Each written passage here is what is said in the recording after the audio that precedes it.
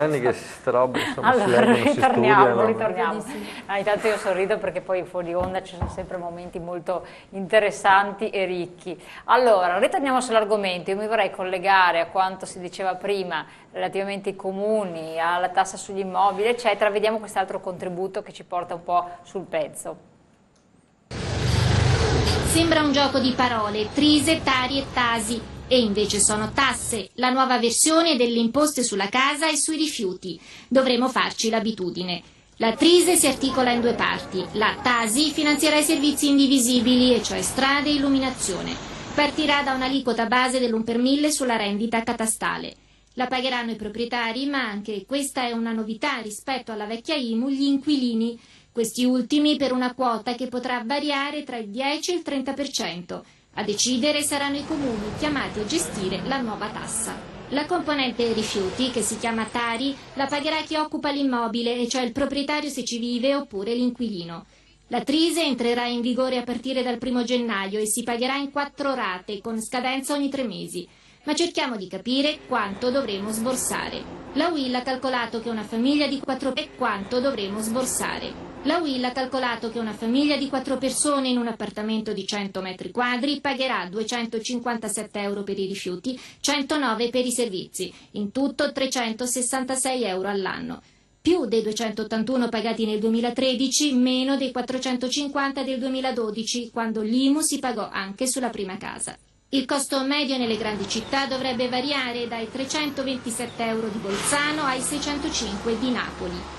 La vecchia IMU resterà in vigore per gli immobili di pregio e per le seconde case. E a sorpresa, nella legge di stabilità, spunta anche il ritorno dell'IRPEF per i proprietari di case sfitte. Ad esempio, per chi ha un reddito di 40.000 euro e una casa media in una grande città, peserà, secondo le prime stime, 114 euro in più all'anno. Insomma, fantastico, è una situazione stupenda. Lasciatemi dire una cosa, sembra che il problema delle tasse in Italia siano le tasse dei comuni. Sì. O no? Cioè, sì, Beh, non si avete fa una altro, bella responsabilità, non si fa altro che parlare. Avete adesso una non si fa bella altro. responsabilità nelle aliquote comunque. Non si fa altro che parlare di tasi, di IMU, di tutte queste cose qua, ma vogliamo capire che quello che paghiamo direttamente ai comuni sono servizi che ritornano immediatamente, che ci ritornano immediatamente. Paghiamo qualcosa di tasse al nostro comune e paghiamo molto di più di IVA, di IRPEF, paghiamo veramente vagonate di soldi in più, però sembra che il problema siano le tasse dei comuni. Allora, i governi che si sono succeduti fino a questo momento hanno fatto cassa, diciamo, per quanto riguarda il patto di stabilità e anche si sono presi proprio i soldi dalle casse dei comuni e li hanno portati in tesoreria unica. È stato un vantaggio generale, per carità, non lo contesto, però ogni volta che c'era da prendere un po' di liquido si fa riferimento alle casse dei comuni. Si decide sulla testa dei comuni, si decidono aliquote, modalità, eccetera. Noi abbiamo avuto dalla legge sull'ICI alla legge sull'IMU un irrigidimento della possibilità per i comuni di gestirsi la tassa, un irrigidimento fortissimo. Adesso si ritorna a dire che i comuni possono fare delle esenzioni, cioè effettuare delle esenzioni sulle case date in comodato gratuito fra figli, genitori, eccetera. Ma questo vuol dire che la copertura la devono trovare i comuni per queste esenzioni qua. Non lo trova mica lo Stato. E quindi fare marcia indietro rispetto alla autonomia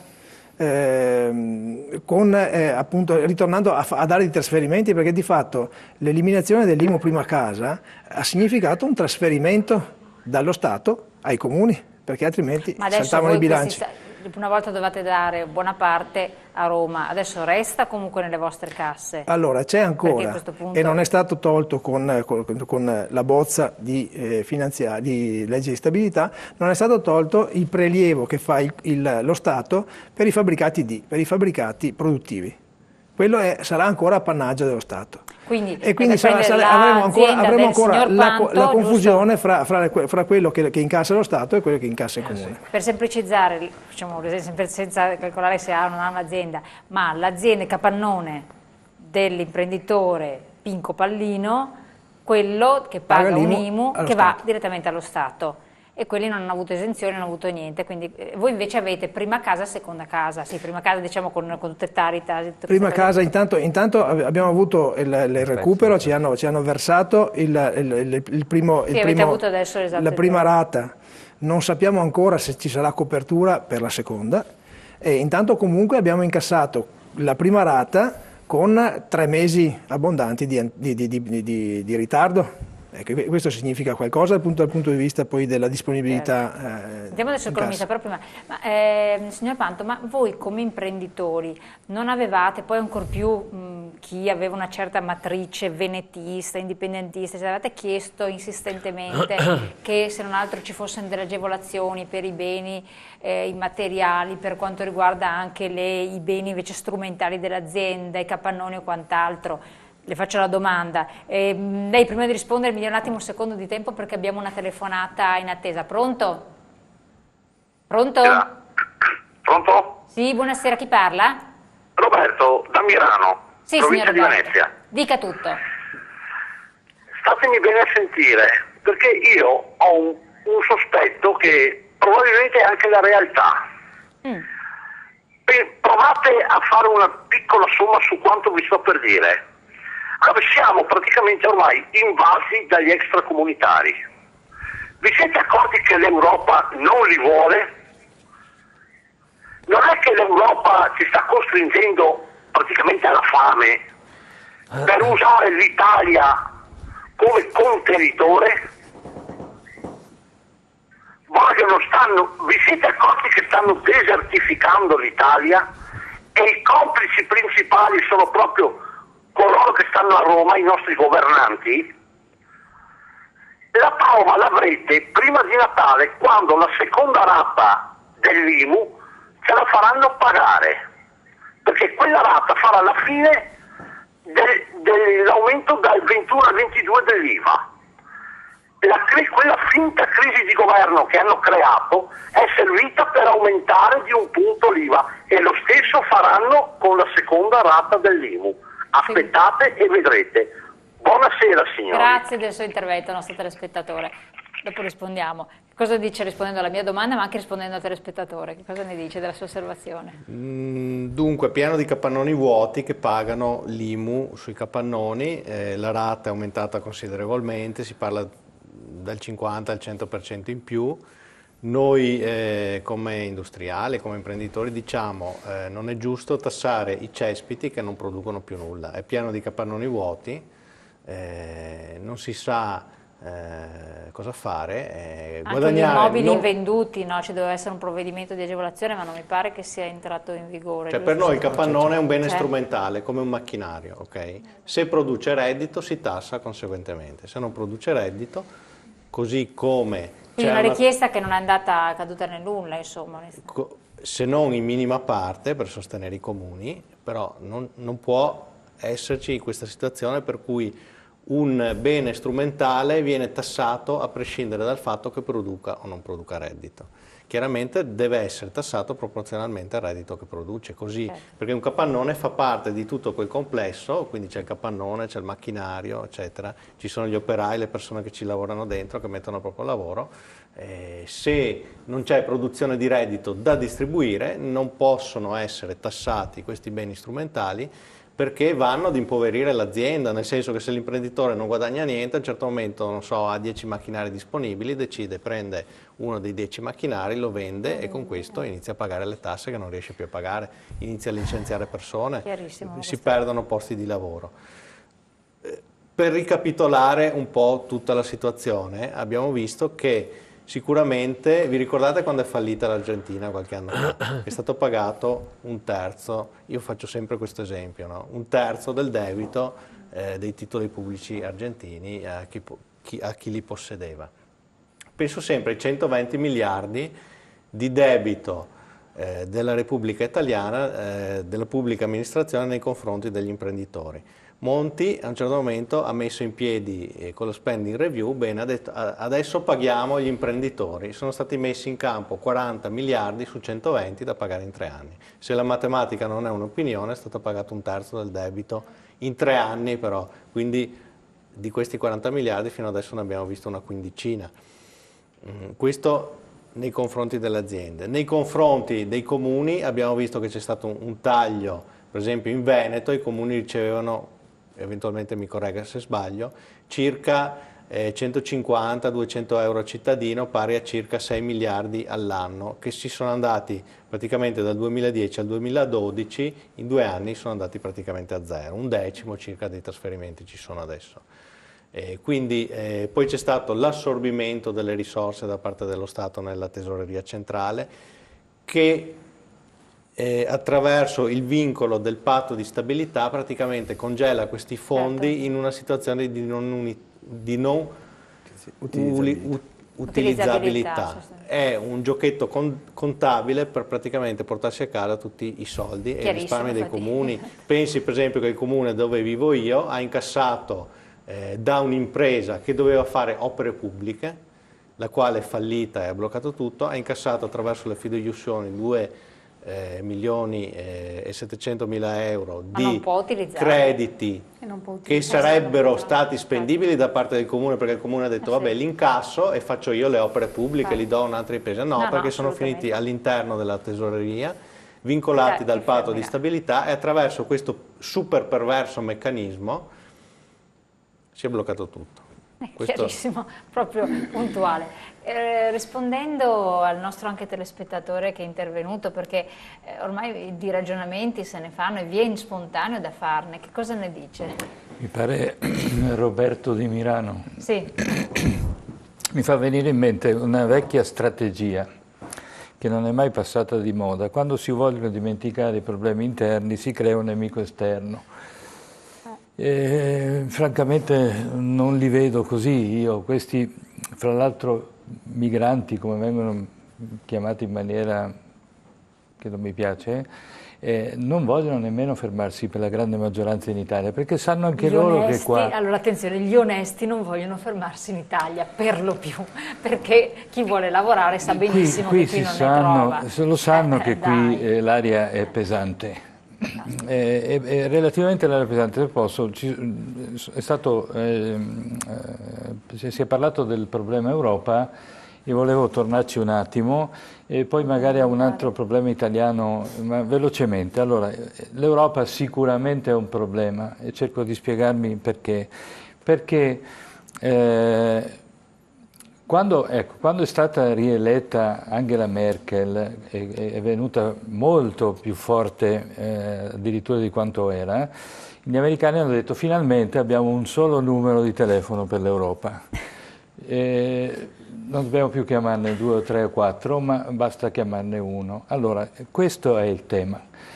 Dalla nascita dell'euro, l'abbiamo visto l'effetto sul potere d'acquisto che avevamo, perché il cambio è stato esageratamente forte e si è dimezzato il valore di acquisto dei nostri soldi. I 1.000 euro non sono i 2 milioni di lire, questo ormai credo che sia evidentissimo. Quindi si è vestito l'euro il marco tedesco da euro e lo si è dato a tutti, ma l'Europa non è la Germania, il sistema economico tedesco non è l'Europa e funziona in un modo completamente diverso rispetto a quello italiano, spagnolo, per non parlare greco, eccetera. Loro hanno impostato da sempre la loro politica economica sul cambio forte e oggi abbiamo un euro forte, fortissimo, continua a rivalutarsi nei confronti del dollaro americano, ma gli americani non lasciano ben volentieri deprezzare perché paghiamo una parte del loro debito in questo modo. Ma questa è la politica economica tedesca. Noi italiani, ce lo ricordiamo tutti, vivevamo di svalutazioni competitive. Esatto. Svalutavamo la lira e si poteva tornare ad esportare la merce nostra. Oggi invece viviamo del vincolo tedesco e con quello non sopravviviamo.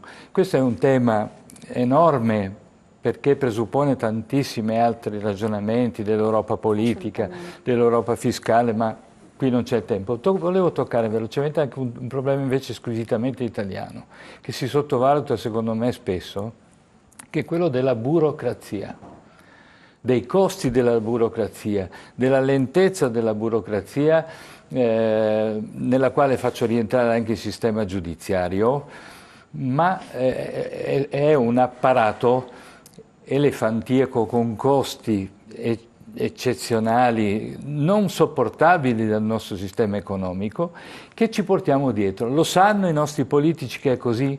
Ma certo che lo sanno, ma perché non si interviene? Perché il funzionario pubblico, dirigente pubblico, che fra l'altro abbiamo gli stipendi più alti del mondo, è di nomina politica. Qui ho qualcosa da dire. Sì, infatti non è proprio così. E quindi difficile da smontare da parte dei politici questo apparato che è utile alla classe dirigente politica, se non impossibile. È stato toccato il tema, dice, ma questi governi potranno aiutarci a venirne fuori? Questi governi no, può cambiare il conduttore, ma questo sistema di governo degli ultimi anni, un assetto rivoluzionario. l'ultima battuta sul fatto delle strategie fiscali, la domanda iniziale era ma paghiamo di più o paghiamo di meno? Adesso penso che la risposta non c'è bisogno me la di dà darla. dopo. No, non voglio esaurire tutto, non affermo questo, paghiamo di più o di meno, resta. Una battuta soltanto, l'ho detta forse già una volta proprio qui, di Petrolini, il comico di quasi un secolo fa, che diceva se avete bisogno dei soldi andate a prenderli dai poveri, non ne hanno tanti soldi, ma loro sono tantissimi. Sì, è verissimo. E la logica mi pare che è rimasta la stessa. Gli scaglioni applicando gli scaglioni di reddito all'addizionale IRPEF, dove si fa ricavo, sono gli scaglioni medio-bassi, non c'è. Però io condivido tutta la prima parte che trovo interessante, che avevo anche un po' introdotto, perché insomma sappiamo insomma, no, che si sta anche facendo dei ragionamenti fuori da qui su un euro più forte, un euro più debole, insomma ci sono dei ragionamenti in corso d'opera perché ci si rende conto che così non si può andare avanti. Mi permetto solo di dare due dati, ma non per polemica, ma perché è giusto sapere le cose esattamente per fare un'analisi puntuale. I costi della burocrazia. Allora, i costi della costi della burocrazia o costi della corruzione? Perché sono due cose diverse. Noi abbiamo circa 60 miliardi di euro di corruzione, stime della Corte dei Conti del 2012, quindi sono abbastanza. Costi della macchina pubblica. Se togliamo i gran comì di Stato, cito qualcuno, capo dipartimento delle finanze, capo dipartimento del Ministero dell'Economia, parte Tesoro, ragioniere generale dello Stato, capo della polizia, potrei andare avanti nella lista dove si va dai 330.000 euro lordi del capo dipartimento delle finanze ai 600.000 euro del capo della polizia, e sono spropositatamente più alti rispetto a mega comì di Stato della Germania, della stessa Francia. Anche degli Stati Uniti. Se lei invece mi parla già dei dirigenti, io le dico attenzione, le faccio un esempio, non che prendano poco, ma le faccio un esempio. Nei nostri ministeri ci sono 165.000 dipendenti, sono stime del settembre 2013, quindi sono recentissime. Abbiamo dirigenti di prima e di seconda fascia, i dirigenti di prima fascia non sono oltre i 9.000 in tutti i 165.000 e di seconda fascia sono 11.500. Per i primi lo stipendio è di 90.000 euro lordi e per i secondi di 130.000 lordi, sempre lordi, e quindi si applica 45% insomma di imposizione di abbattimento. Questo non voglio dire che pigliano poco, dico che se li parametro a un dirigente che lavora in Francia alla scuola della pubblica amministrazione siamo sotto un 30%. Lo stipendio poi del dipendente pubblico, infermiere o qualsiasi altro, è mediamente sotto ai nostri cugini francesi del 28-27%, spagnoli 19% in meno prendono, non parliamo dei tedeschi che addirittura hanno stipendi molto più elevati, quindi lo dico per fare un po' di chiarezza, se no sembra che il problema sia la burocrazia, che c'è, va assolutamente eliminata, ma per farlo ci vogliono interventi legislativi che riducano la massa pletorica di norme che tra l'altro sono spesso in contraddizione l'una con l'altra e quindi diventano difficili anche da c'è il gestire. parastato e ci sono tutte queste società che conosciamo benissimo, che tra l'altro... Se parliamo di enti che si potrebbero sopprimere, credo che noi, insomma, le stesse organizzazioni sindacali ne hanno... No, sentiamo le Stivali, prego. Tra le stesse proposte che vengono fatte da molti anni anche nel reperire le risorse sta proprio nella riorganizzazione anche di quelle società che forniscono per la pubblica amministrazione tutta una serie di servizi, ma dirò di più, noi anche a livello territoriale abbiamo chiesto con forza che quelle partecipate riversassero gli utili per quanto riguarda il sociale e l'aiuto e l'assistenza alle persone in difficoltà dove i comuni non riescono più a dare nessun tipo di risposta. Quindi anche le partecipate, penso a Cegas APS, penso ERA, penso alle grandi partecipate che hanno utili importanti, è lì che si dovrebbe ragionare per una riorganizzazione degli introiti ai comuni per essere versati direttamente a quelle azioni necessarie. Bravissima, in questo ma voi momento. avete fatto questa istanza, questo studio, e che cosa avete ottenuto? Abbiamo ottenuto per quanto riguarda il nostro territorio che già una serie di azioni positive sono state messe in campo per la camerazione delle bollette, per esempio, per il sostegno per quanto riguarda i redditi bassi e per i servizi sociali che, come sappiamo, non riescono più a rispondere non solo alla fascia più debole, ma è la classe media che ora arriva ai servizi sociali a richiedere un sostegno. E questo ci spaventa moltissimo perché vuol dire che quella fascia che permetteva, come dire, un benessere diffuso, è in una situazione tale per la quale, se continuiamo in questa direzione, noi come parti sociali, in primis perché siamo quelli che poi siamo in prima linea alla risposta del posto di lavoro e all'esigenza, come dire, di fabbisogno primario, non riusciremo a poter rispondere a queste persone. Già ora, e questo io volevo introdurlo tra le cose che vengono richieste sulla famosa legge di stabilità, ma da molti anni che si richiede, una vera riforma degli ammortizzatori sociali, perché noi non arriveremo a fine anno, questo lo dico purtroppo è un allarme importante, non arriveremo a fine anno con gli ammortizzatori sociali, ma noi abbiamo tutta una fetta del mercato del lavoro che quegli ammortizzatori sociali non ce li ha, perché siccome ci dicono che noi difendiamo i garantiti, cosa che invece non è, perché la preoccupazione per esempio dell'aiuto ai comuni per quella fascia debole è per le persone, compresi gli stessi pensionati, come dire, che dovrebbero avere una risposta ulteriore rispetto a quanto viene dato per l'assegno sociale minimo, che ormai, come dire, non viene garantito, viene elemosinato. Un'altra cosa sulla quale si parla e che secondo me darebbe anche un impulso positivo per far ripartire l'economia è lo stesso welfare. Il welfare generativo, così viene definito, e quindi un'Europa di diritti e non solo un'Europa di austerità, dovrebbe prendere in esame cosa vogliamo fare per il nostro welfare, e questo vorrebbe dire che se si investe nel welfare vuol dire investire in posti di lavoro e vuol dire garantire anche una risposta a chi in questo momento si trova in grossa difficoltà. Penso per esempio all'assistenza agli anziani, penso all'assistenza ai minori, penso a quello che riguarda... Esatto. Però il famoso assegno di solidarietà che deve essere dato dalle pensioni più alte, quello non è stato ad oggi non c'è nulla, messo in discussione. No, non c'è nulla. E tra l'altro anche la stessa garanzia giovani, che doveva essere un sostegno per la perdita del posto di lavoro e la come dire, tra una vacazio. La social card è stata ripristinata. Sì, allora la social card, a parte che comunque io sto parlando di tutt'altro tipo di welfare che è generativo, perché vuol dire creare posti di lavoro e creare non sussistenza e dipendenza, ma vuol dire dignità della persona. La social card è invece caritatevole e fuori da qualsiasi tipo di idea, ripeto, di Europa solidale, perché quando si parla di diritti... Ma non credo che l'Europa sia solidale con l'Italia in questo momento, mi sembra che proprio la cosa sia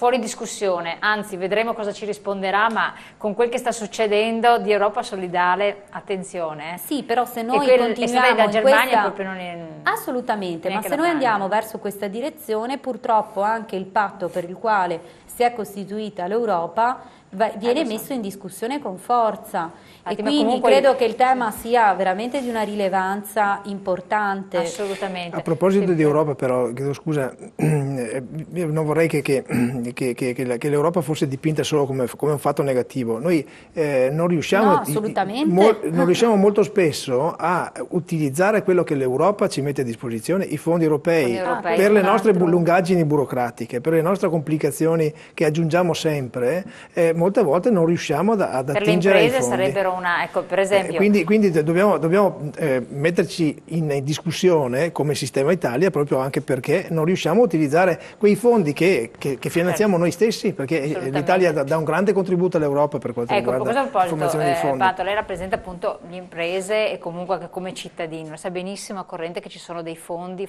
strutturali, cioè soldi che non vengono utilizzati. Perché gli imprenditori hanno questa grande difficoltà a formulare progetti anche congiunti, perché poi si parla non solo di impresa singola ma di fare il sistema per accedere a questi fondi, visto che in futuro poi sembra che saranno gli unici che potranno venirci in aiuto anche cittadini privati, associazioni, sindacati e imprese.